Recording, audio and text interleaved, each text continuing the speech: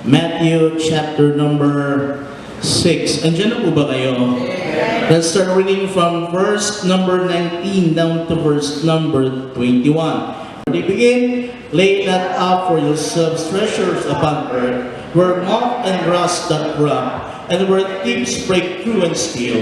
But lay up for yourselves treasures in heaven, where neither moth nor rust doth corrupt, and where thieves do not break through nor steal. For where your treasure is, there will be your heart be also. The title of our message for this night, Wise Investment. Ngayon po yung ating po nabasa mga sa book of Matthew chapter number 6 verse 19 to 21. Ito po ay pagbabahagi po ng ating Panginoon patungkol po sa isang napakahalagang bagay na kung saan mga alam ko pong aware po tayo. Hello, ay hindi namin minamahal. At ngayon pong oras ito, magandang maunawaan niyo po with His presence na ating pong binasa mga minamahal, from the time that we accept Christ as our personal Savior, everything has changed. Hello? The Bible tells us in 2 Corinthians chapter 5, verse number 17, if therefore any man be in Christ, he is a new creature. All things are passed away, behold, all things are become new. So nung panahon na tayo pinakakilala sa Panginoong mga minamahal, marami pong nabago sa ating buhay bilang tayo po yung mananampalataya. Alam mo, ay naman minamahal, nabago po yung ating destiny, yung ating pagpatutuhan sana kapakamakal sa impyerno, ibinago po ng ating Panginoon nung tayo po yung makakilala sa Kanya. Kaya salamat sa Panginoong mga minamahal, tayo lang po ang tanging mga tao pwede makapagsabi that we are sure of heaven. Alam mo, ay naman minamahal, that the Lord has changed our destiny. From the time that we accept Christ as our personal Savior, the Lord also changed our direction of our life. Nung tayo po mga minamahal noon, wala po tayong Panginoon, mga minamahal, yung buhay po natin, kaya sara-sara at hindi sabi nga nila, kung ano nga lang. Pero ang salamat sa po mga minamahal, nung tayo po yung makakilala sa Panginoon, hindi lamang yung pagtungo ng langit ang binago sa ating, kundi maging direksyon at layunin ng ating pong buhay, mga minamahal. Alam mo, hindi mga minamahal, salamat sa Panginoon, hindi mo tayo dito magdamit natin. Pero nung tayo mo nakakilala sa Panginoon, God has given us a new kind of lifestyle. God has given us a new kind of decisions.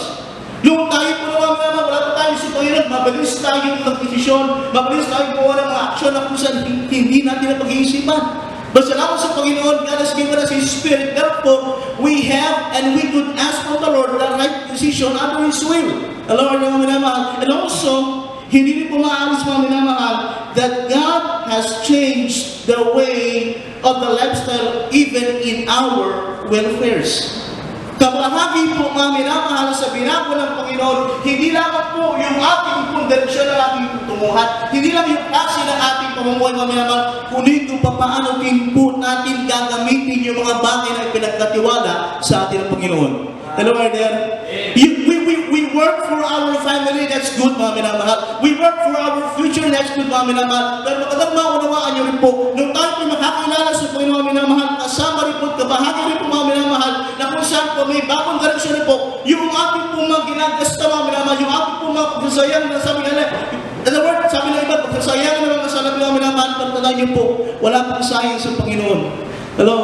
At ngayon po, oras sa talis ko po ibahagi sa inyo, Pastor, maraming tao pa rin na nakakaunawa sa ating ginagawa. Gawin ng ating pong pagkakalawag kasi maraming mga tao nag-question pa rin po. Pero may remind nyo sa mga minamahal, ang inyong pong ginagawa sa Panginoon, especially in your giving, it is the most noble and wise investment of all. Hello, mga minamahal. Ngayon po ano sa Pastor, bakit po sinabi ng Bible na sa verse number 19 that lay not up for some treasure upon earth, but lay up for treasures in heaven? Ngayon po mga minamahal, ngayon po ano sa tatlong bagay na I just want to share to you that this verse mga minamahal is the most kind, the most good and most noble wise investment mga minamahal. Tatlong bagay po mga minamahal.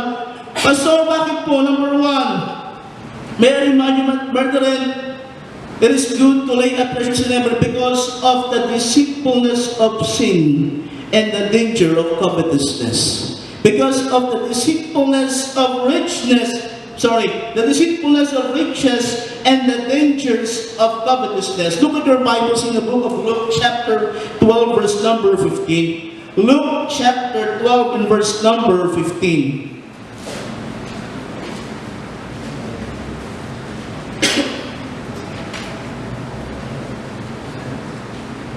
Nandiyan na po kayo. The Bible tells, and He said unto them, take heed and beware of covetousness. For a man's life consisted not in the abundance of the things which he possessed. And in Matthew chapter number 13, verse number 22. Matthew chapter 13, in verse number 22.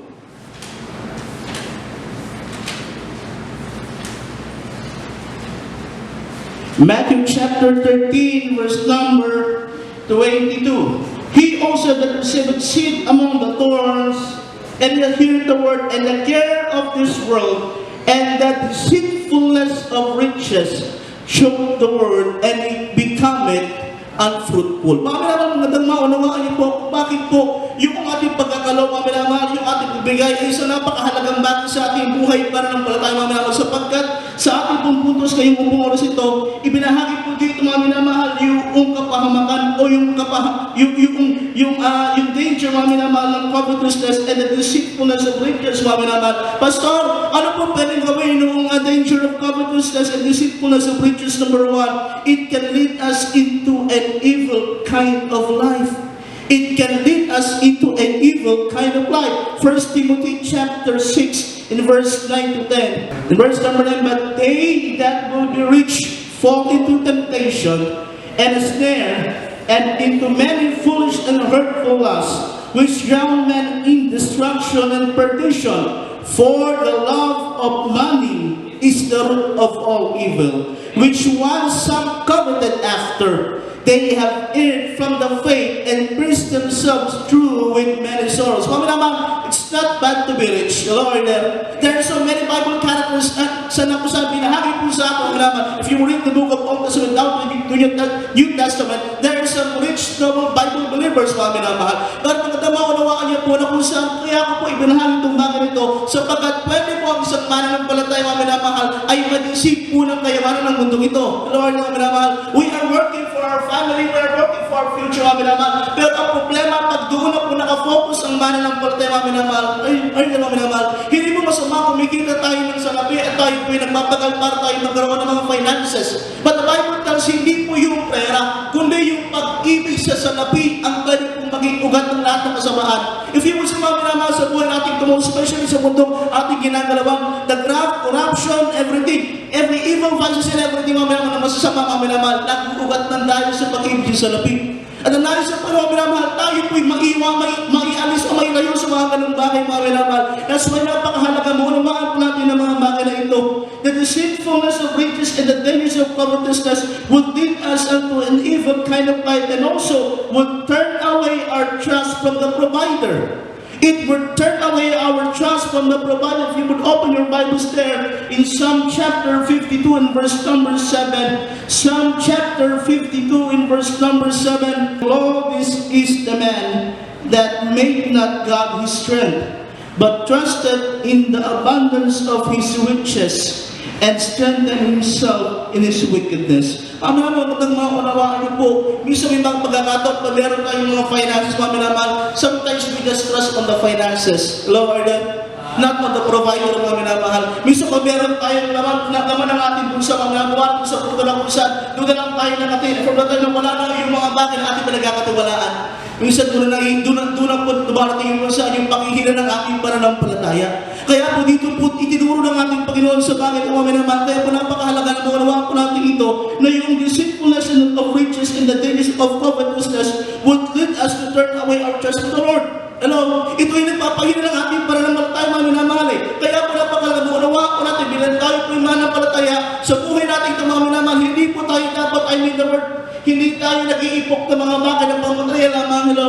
Ay naman minamahal, meron po isang napakahalagang bagay na kung saan dapat tayo pinag-aalaan ng panahon at ibagi ating mga salapi, mga minamahal. Marami pong mga gawain na po na kung saan po nawawala at hindi napapatuloy sapagkat walang mga mamamad na nakakaunawa ng mga bagay na ito. Maganda po mga minamahal, ngayon pong oras na ito, as we continue our study, mga minamahal, ngayon pong oras na ito, maunawaan po natin na wag po sana dumating sa punto na tayo pinakatuon na lang doon sa mga bagay na material kaysa abutin natin yung mga bagay na higit na may mas may kabuluhan pa, mga minamahal. Hello, Lord, marami pong mga kaluluwa kailangan maligtas, mga minamahal. Sometimes, the vicious always lack support, mga minamahal. I'm I'm begging for support, mga minamahal. Magandang maunawaan niyo po ngayong oras, mga minamahal. Kaya po tayo nagtatalabas sa ating Panginoon because of these things, mga minamahal, for the souls of men. Mas maganda mag-invest po tayo ng mga bagay na ng ating pong material para po sa ikaliligtas ng kaluluwa na wala po sa Panginoon, mga minamahal. And that's why kayo pong oras ito, magandang maunawaan niyo po, mga minamahal, kung yung deceitfulness of riches and the dangers of covetousness ang siyang manguna sa ating buhay, mga minamahal, hindi po natin makikita yung mga ganitong bagay. Hello? Amen? It would turn away our trust from our provider. So, bakit po napakahalaga nitong tawag po na wise investment? Yung laying up ourselves for treasures in heaven. It also teaches us contentment. It teaches us contentment. Hebrews chapter 13 and verse number 5. Let your conversation be without covetousness, and be content with such things as ye have. For he has said, I will never leave thee, nor forsake thee. In 1 Timothy chapter 6 and verse number 6. 1 Timothy chapter 6 and verse number 6. The Bible tells, but godliness with contentment is great gain. Kung tabaunawaan niyo po ito, nung tayo po hindi pa manampalataya, we are kind of people that is uncontent. Lagi tayo namuhay sa hindi pagkakontento, wala pa tayo sa Panginoon. Pati isang magandang bagay, mamaya-maya na magandang maunawaan niyo po, kung tayo nakakilala sa Panginoon, God has given that kind of contentment. Hello? Kaya mamaya mahal, napakasarap na kung saan bumuhay tayo sa mundo ito, mamaya mahal, kung saan yung ating pinagpapagalan, nagiging kontento tayo at meron magandang patutunguhan. Hello, kaya mga minamahal. Minsan po, dumating sa puto kasi kung bakit po ay mananampalataya ay hindi nakakapagpatuloy sa ministry because they are not content of those things that they have. Hello, kaya they are seeking after what yung pwede maging fame at maging familiarity nila sa mundo. Pero tayo mga minamahal, we are not seeking after those things. Hello, mga minamahal. Kaya wag po tayo malungkot minsan, wala tayong ganito. Tayo matulad din mga minamahal. Because God has given us that enough kind of supply, mga minamahal. Sa mga supply na pinagagap sa atin ng Panginoon, doon po kikilos ang kamay ng Diyos. Ano mga minamahal? Teaching us contentment will lead us to godliness, mga minamahal. The Bible tells in 1 Timothy chapter 6 and verse number 6. And lastly, number 3. Why laying up treasures in heaven is the most wise investment? Because number 1, because of the deceitfulness of richness and the danger of covetousness. Number 2, it teaches us contentment. And last, number 3, it is the only way to be blessed. Balikan po natin muli yung sinabi ng Matthew chapter 6 in verse number 19 to 21. Lay not up for yourselves treasures upon earth, where moth and rust doth corrupt, and where thieves break through and steal. But lay up for yourselves treasures in heaven, where neither moth nor rust nor doth corrupt, and where thieves do not break nor to steal. Magandang mga minamahal, the durability of the riches of this world. Hindi mo paghabang buhay mga minamahal eh. Maraming mga tao na kung saan nag-i-spend pa rin ang buhay nila doon sa mga bagay na material na akala nila paghabang buhay. Dalawa niyo mga minamahal. O paano siguro tumagal ng panahon yung mga bagay na iniipot kanila pong iniipot. Pero yung buhay ng tao, minamahal, hindi paghabang buhay yan. Lord, yung minamahal. And also, mga magandang maunawaan nyo rin po in the book of Proverbs, chapter 11, verse 24 to 25, that giving, mga minamahal, biblical giving is the only way to be blessed by God. Hello? Proverbs 11, verse 24, down to verse number 25. In verse 24, there is that scattereth, yet increaseth. And there is that withholdeth more than is meet, but it tendeth to poverty. The liberal soul shall be made fat, and he that watereth shall be watered also himself. Mamaya magandang maunawaan niyo po, hindi po rin pa nagbabago prinsipyo ng Biblia. Gusto natin pagpalain, if you want to invest, hello? Kasi gusto ngayon mga investment eh. Pero kung gusto mamaya ng investment, mas maganda mag-invest sa gawain ng Panginoon. Hello? The Bible tells us again, there is that scattered, yet increaseth. Minsan may mga pangatang mga minamahal na kung saan nag-iipok tayo ng mga bagay na para sa ating sarili. Pero madalas mapansin mga minamahal sa kakaipon natin ng mga bagay na para sa ating sarili, kulang pa rin. Pero there are times kung saan nagbibigay tayo para sa hindi sa ating sarili, para sa gawain ng Panginoon. Yet nakikita mo na kung saan hindi pa rin nauubusin kung paano ng Panginoon eh.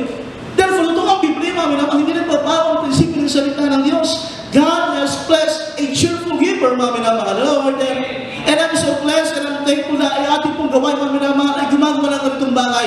Continue on sa ganitong bagay, mga kapatid. Hindi nagbabago ang salita ng Diyos. It is the only way, and the only thing to be blessed by God. Lord, mga minamahal, if you want to invest, mga minamahal, that is the most and the best wise investment of all, mga minamahal. It is to invest in the work of God. Invest for the souls of men, mga minamahal. Invest for the new disciples sa makakilala sa Panginoon, mga minamahal. And I promise you, mga minamahal, the Bible clearly tells in Proverbs chapter 11, verse 24, may pagpapal, mga minamahal, ang nag-i-invest para sa gawain ng Panginoon. Tayo po tayo lang, bilang magtapos, Pastor.